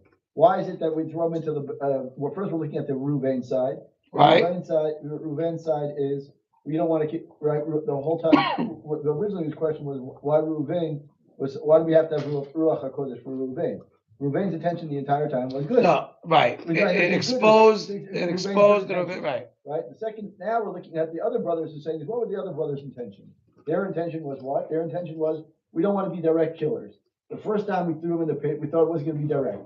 All right, so now that we see that he came out, they got to pull him out, and he still didn't die. Why? How come we think that when he came out, mashma that Hashem saved it? Because that's what they felt. They felt. They fall like Rabbi Yehuda. Right. It's hayav regardless. They're like Rabbi Yehuda. Rabbi Yehuda said, as soon as you put him into a snake, the snake's in a bite. So they're saying Hashem saved him, mashma that Hashem didn't want let's us move to be on. murderers. Correct. We don't That's exactly right. Okay, let's go on. So that answers all our questions. But now, Abiyad the Zera finishes by saying, thank you. That's right. I'm following you because you do English and I don't know where you are. Because I try to, Naskila b'deret tamim midrash. Now, this midrash is very interesting. The Tirat Kesef brings this midrash in the name of Zera Abraham. Zera Abraham was his last name was Helen. Rav Abraham Helen or Helen. 725. He's related to the Zera Shimshon or No. Zera Shimshon writes that because we are his Zera. So anytime you need Yeshua, please open up and learn. And then give a little tefillah. I'm not kidding. It really works. It works every time. Learn Zera, and pray. Learn Zera, take the art scroll, read the English. Don't even read the Hebrew. Read the English through. Understand the English. It's fine. And pray at the end. Pray. You promise. Help me. I need the Yeshua. It's not a joke. He brings the midrash Zera Abraham, and he says that the dudaim not rureach. Remember in right? No, yeah, but what happens, right? Reuven brings the dudaim. He brings the dudaim. Not what is that? That's the Reuven sheitzil et Yosef. That is, it's talking about it's a remes to Reuven who saved Yosef. He's also born because of the dudaim. Yeah, Rachel gets birth because of right. that. That's very true. Right, very good. Al petahenu komegadim. Going back and forth between Shir Hashirim, the dudaim not rureach is. And what's petahenu komegadim? Zener Hanukkah. This is a midrash that's not found anywhere. This midrash is not in any of the books. All the good sweets are near our front door. Right. Al petahenu komegadim zener Hanukkah. Right. So, but it's very interesting when he writes. He brings this. So what we're showing the connection between Reuven, Hanukkah, Yosef. Yosef, on his own has his own connection. Yosef is Gematria 156. Antiochus is 156. Melech Yavan is 156. Oh, I can go on. So what does that mean? There's a connection between Yosef, a Sadiq, and Hanukkah. Besides just the parashiyot that we have now. Vayeshev and Miketz. This why הם חיברו את זה ביחד באותו מדרש. באותו מדרש? Yeah. Hadudaim natureach, right? The Apet Tahenu Kol Megadim is saying what? There's two pesukim. One is Reuven that saved Yosef, and the other one's talking about Ner Hanukkah. Okay? We don't find this midrash anywhere. Go look. It's an unprinted midrash. It's a closed midrash. You can't find it. But you don't find it. What? It says you come out to that right? There's testimony. Right. So basically, what he's saying, what the Tirat Kesef is saying, that if the Baal of Zera Abraham says it, we're going to trust him. Zera Abraham is a gadol. We trust it's a done deal. And what he's saying, he says, but the way we look at it, the way we did it, it's as clear as the sun. He writes, Barur kashemesh. Sharei Hatzala Reuven was specifically so they wouldn't be hayav killing him, right? Because the halakha is like the hachamim. So that's why he wanted to throw him in the pit. Because if the snakes bite him, then it's from Shamayim. It's not on them, and nobody's hayav. No, everybody walks away clean, right? Okay. So it's the same thing. Us, we have to give hodot lefarsim, the nes of Hanukkah. That sheharit. I was like this, and look, listen, look at me. Why the Reuven is key? Reuven is key in this whole thing. Reuven, why does the pasuk attribute him to saving Yosef, even though he didn't really save him? He just gave him another problem. He threw him in a pit, and the answer is because he threw him in a pit filled with snakes and scorpions. Because it doesn't matter. Halachas like hakamim. Unless Shamayim wants it to come, it's not going to come. Sadiq, if he's a Sadiq Amud and he's really innocent, then nothing's going to happen to him. So you're saying it's the same thing with Hanukkah? Same thing. The Goyim are considered the Nehashim. The Nehashim, they consider the snakes. Hashem did it. That's right, and Hashem did it. So we can't blame it on the Nehashim because they have no choice. It's not that they have no free will; they're just biting and throwing venom everywhere. No, it was an act of God, right? So therefore, same the way, like Reuven is praised as he saved Yosef, so too with Hanukkah we have to praise HaKadosh Baruch Hu. What about Yehuda? Yehuda also says my better. Like, what's the point of what's the value of doing? Yeah, but Reuven came first. We're talking about Reuven. I'm saying we don't give any quote unquote credit to Yehuda. Yeah, but then you not here. Not here. I'm asking. Not here.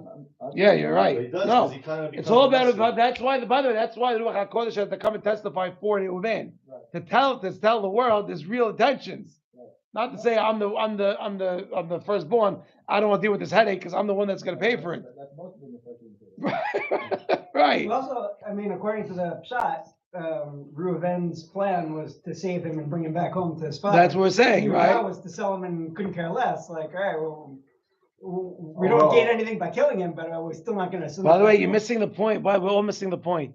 Because the halakha is like hakamim, which means that the snake doesn't bite you. Right. Therefore, you don't have to say thank you. One second. You're not chayav. Hashem is not hayav to protect us. Right. Hashem couldn't make us figure it out on our own. Yeah. So because Hashem did not do that and make us and saved us anyway, even though halakha is like hachamim, and Hashem is not hayav kiviyachol, and he still did it, it's a reason to say thank you. Right. Right? Lo hayav lehatzilenu. Mishum, why? Because halakha is like hachamim. Ume'ata sheitzilanu, and now that HaKadosh Baruch Hu saved us, alkenu nes gadol. That's a big miracle. Usrichim anu, and we have the obligation to light the menorah al petahenu, right? Because like it says in the Midrash, that we don't know where it is. Ze petahenu kol begadim, ze ner Hanukkah. Baruch Adonai leolam. Amen ve'amen. It should be everyone should have a beracha. It should be a beracha. Everyone should have a beracha. Everyone should have a beracha. Mitzvot of our learning the Zera Shimshon that we should all have. Do we have? No, I don't think so. We're missing one. I like that. We're missing one. We're missing one. Missing one. So well, I really want to give a berachah to everybody who comes. It's Hanukkah. It's vacation time. Mesirut nefesh is very important. The people that stay should have a berachah. They should have parasah in the house. You should have shefa. You should have shalom bayit. Amen. All right, and it should fulfill what the Zera Shimshon says that you beshutu banim ubnei banim b'shulchanchem kezetim. Right, all the way until Mashiach comes. B'Rabbi Amen. Amen. Amen. Wow, Hazak, man. That was a serious share. Good Jewish. By the way, Shaul. Anybody want to shmeat? Why? Drink it. Is it open? It's not open. Zot habracha, the bracha for Yosef is Neged Shamayim. Shazam Mordechai. Zag Baruch. Nice sweater. It's such a you thing to buy that sweater. That's $40 ever. Every time I wear it, my kids are like, we went out to dinner. You have another one? No, I went out to Maybe dinner. I should borrow it. I put it under my coat. I put it under my coat so my kids wouldn't see it when we went to the restaurant. And as we get there, I turn on the lights, and my kids are sitting there like, oh no. I'm gonna borrow it. Amazing. I'm borrowing it. That's a great one. That's a great one. I can't wait. Yeah, first one. But, this is That's good. enjoy it. That's all right. All right, let's clean up. Wow, this is serious share, huh? I apologize if What? I made a joke on your behalf. I'm sorry. I'm not gonna open the line just for myself. Anybody else want? Well, have some whiskey for yourself. Keep it for Shabbat. You want to open it? I'll have with you. I'll take a l'chaim with you. You have to take the bottle. All right. Well, whoever takes the l'chaim, you take the bottle. Because tomorrow we have an NKG come and she cleans up, and because I'm hoshesh, I end up throwing out the bottle. What's the NKG? Not kosher. Not good. Not kosher. Do you want? Non-K. NK means non-kosher. But was that